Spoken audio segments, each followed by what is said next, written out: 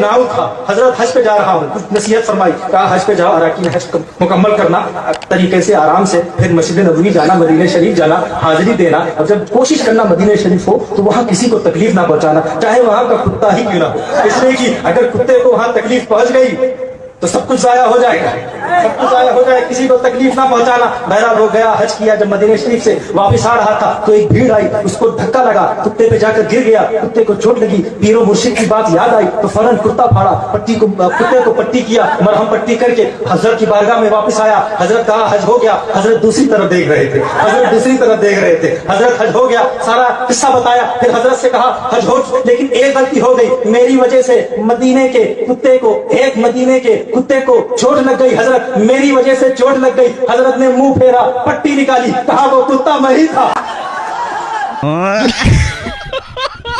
बिस्मिल्लाहिर्रहमानिर्रहीम, अस्सलाम वालेकुम वरहमतुल्लाहि वबरकातुहू। लिस्नर क्लिप आपने सुना इनकी बकवास के पीर साहब ने कहा हज करने तो जा रहा है, नसीहत करता हूँ किसी को तकलीफ नहीं पहुंचानी, ईज़ा नहीं पहुंचानी, चाहे वह कुत्ता ही क्यों ना हो उसको भी तकलीफ ना पहुंचाना। तो कहने लगे सारा हज कर लिया, जब मैं मदीने गया तो भीड़ का जमाना आया, भीड़ बाढ़ आई, तो एक कुत्ते के ऊपर मैं गिर गया और उसको चोट लग गई, मैंने उठाया, उसकी पट्टी कर दी।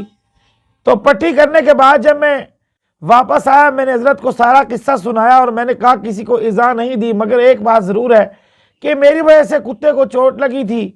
तो हजरत ने मुंह उधर किया और पट्टी दिखाई और कहने लगा मदीने का कुत्ता मैं ही हूँ। तो लिस्नर, ये इलियास कादरी साहब हो या ये लानती हो, इन दोनों लानतियों के काम ही ऐसे हैं। सैयदों का कुत्ता, इनको समझाना बड़ा मुश्किल है। इनके कुत्तों वजह उसकी ये है कि इन लानती जो है ये बस गवारा करते हैं कि हमें कुत्ते बना दिया जाए, और ये है ही कुत्ते। मतलब हुई ना, मदीने का कुत्ता तो मैं मशहूर हूँ, सके मदीना तो मेरा लक़ब है।